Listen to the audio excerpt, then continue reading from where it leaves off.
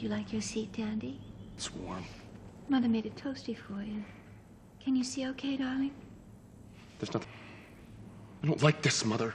Remember what Dr. Peterson said. If you allow yourself to become agitated, that nasty rash will come back. You don't want that, do you? Places, everyone. Pepper. And harrow, yes, harrow your souls. How much? My monsters are prostitutes. You misunderstand. We don't want to buy anyone for the night. We want to buy them, period. $5,000. Okay, 10,000. Do you think 10,000 is a fair price for you? 15,000 and not 1 penny more. Unless she grows another head. We are a troupe of entertainers, a family. And you will not split up our family. Come, Dandy. I need a long, hot bath.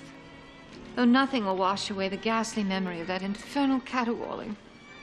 By far the most freakish thing of all tonight was your pathetic attempt at singing.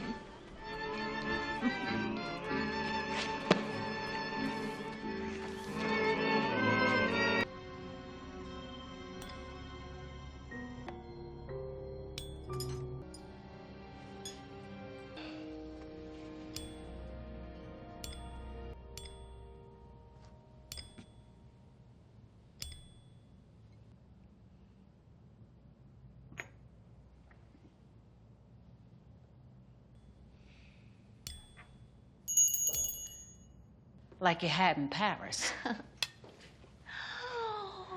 Dora went to a lot of trouble. Don't you make a sour face. You can't live on sweets and cognac, Dandy. Sorry. Damn lucky for both of us. Police Chief Pringle was a high school beau of mine. But what about a grandbaby? It'd be such fun for us. Never. Stay, darling. Stay with Mother. We'll play June Allison paper dolls or whatever you'd like. Something ghastly always happens when you run off in a mood. There was some fur and teeth, and neighbors been stopping by all day looking for their cat. And people have been disappearing all over town. Dandy had nothing to do with that. He's just bored.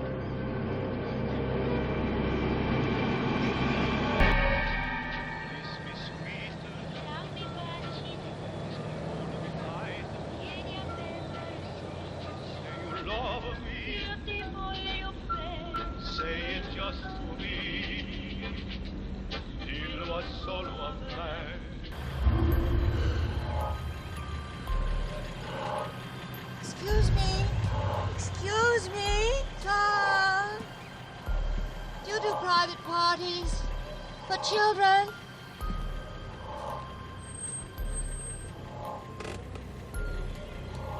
I'll pay you handsomely for it. My son's been a little down in the dumps. Maybe you can cheer him up.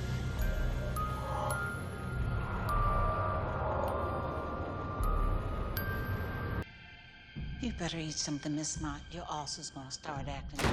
He's home. Daddy's home.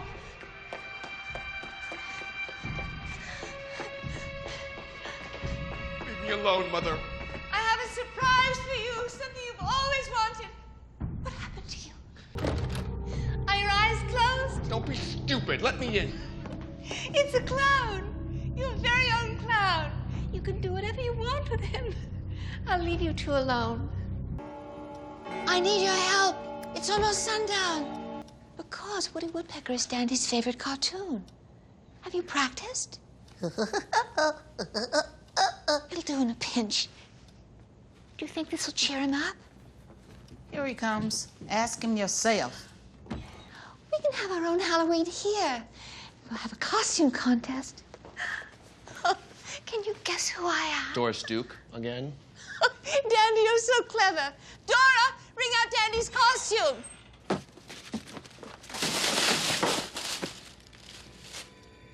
Howdy doody.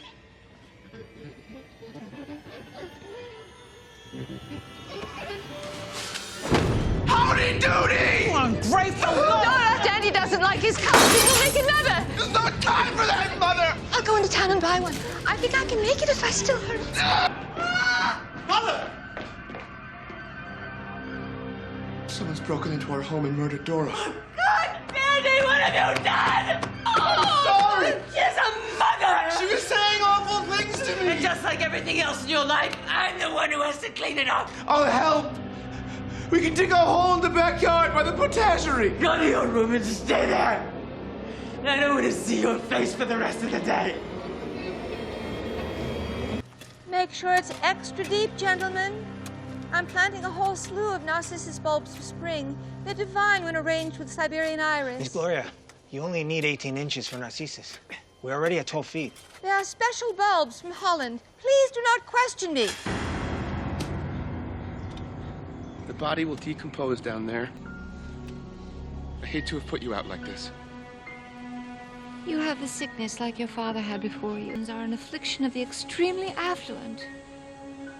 Cousins marry cousins to protect the money, to keep the estates whole. Inbreeding becomes a rite of passage to have a psychotic or two in the line. Jack the Ripper was a Windsor, for God's sake. None of this would have happened if you had let me. This is Regina Ross, Dora's daughter. How are you today? Fine, fine. How are you? I'm wonderful. I'm really enjoying my time here at the Barbizon Secretary School in New York City. I'm learning so much, and I'm hoping to be placed in a position at a law firm as soon as I graduate. Quite frankly, I'm completely overwhelmed, Regina. I'll have to call you back another time. Well, I'm sorry to hear that, Mrs. Mott, but I'm concerned about my mother. She missed our weekly phone call yesterday. Is she all right? Yes, she's fine. Your mother works very hard for me, dear. Right now, she's at the farm stand mowing winter squash, and with the holidays coming up, I doubt she'll have much time to call you for a month at least. You tell my mother to call me the minute she gets home. I'll tell her. Regina, may I ask you a question? You played with Dandy when you were a child. You spent time with us as a family. Yes, ma'am, I did. What are your remembrances of me as a mother? I don't remember you really being with us, with him. They're always the nannies who quit regularly. He bit so many of them. I raised my child as I was raised. He called me once when he had a raging fever. I didn't go in his room. I was afraid I didn't know how to comfort him, so I sent his governess in. He never called me again. Mrs. Mott? Mrs. Mott, I'm feeling really uncomfortable, so I'm going to go now. Please tell my mother to call me. Thank you.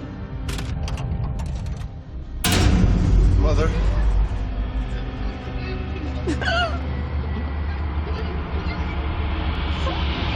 Well, hindsight is 20/20, dear. Look under the dome. I bought you a present. I didn't think I could feel love until I met them. Give it back to me. What do you think? Are you going to escort them to Cotillion? I will not allow you to isolate us from the world because of some new fetish. Because they're freaks. So am I, Mother.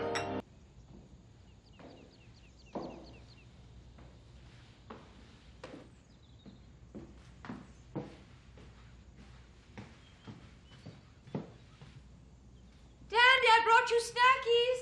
Go away. I have RC Cola, too. Darling, why are you crying? Don't fret. I sent the twins on a constitutional across the grounds to get some fresh air. They'll be back in half an hour. Is this what has made you so upset? It's Dot. Read it out loud. Boy, yeah. Oh, darling. The other one still adores you, doesn't she? I know. Let's give the one who likes you one of my fox stoles or a tennis bracelet. The other one will be green with envy and be practically begging for your affection in no time at all. I don't want to find love! I wish you could be inside my body for 1 minute to know what it feels like to be me. It's like when I had tuberculosis. And now it's all gone.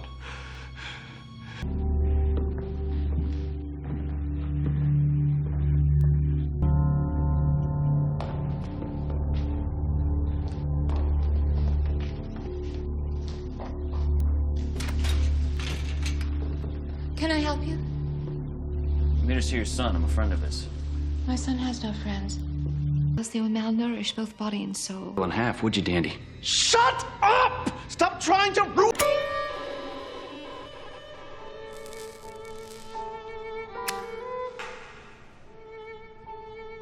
I can't lose him. I won't have him committed. I won't. No one is suggesting an institution. I used to hear that word uttered in the same sentence with his name. It's an abdication of responsibility, Dr. Feinblum.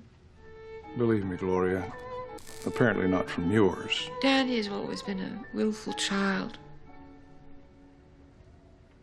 I often thought of him as a foreigner.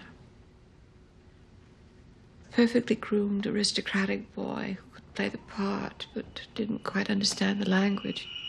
Complained about the cat digging up my azaleas. Had to socialize with children. The boy never learned to play. They searched everywhere for him.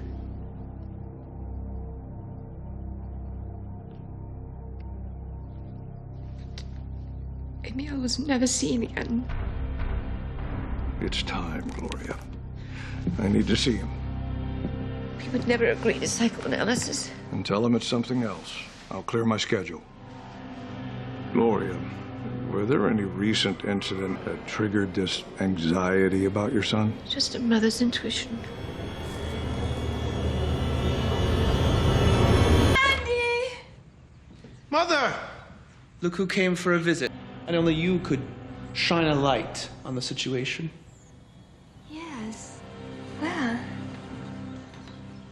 Dora went to buy the squash. You understand, dear.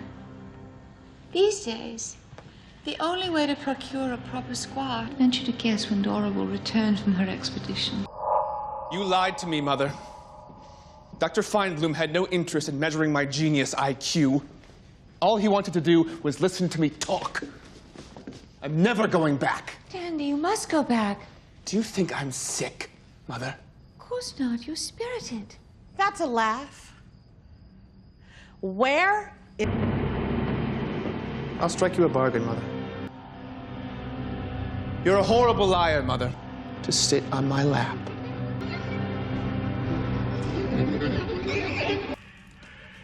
I've booked passage on the Queen Mary out of New York.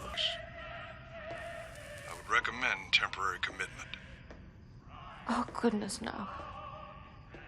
Dandy may seem durable, but he's actually quite fragile.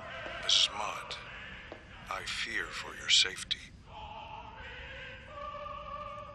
Thank you, Doctor. We won't be needing your services any longer. Dora told me everything when I was 5. I loved your father. No, please, Dad. This is our last chance. Can't you see that you have a sickness? Your father wasn't the love of my life. You were. From the second you came out and looked at me with that furrowed brow. I love all of you, Dandy. Even the madness.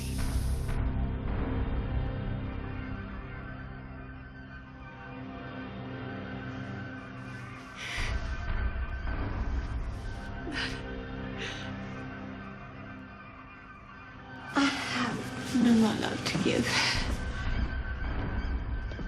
You have tapped me out.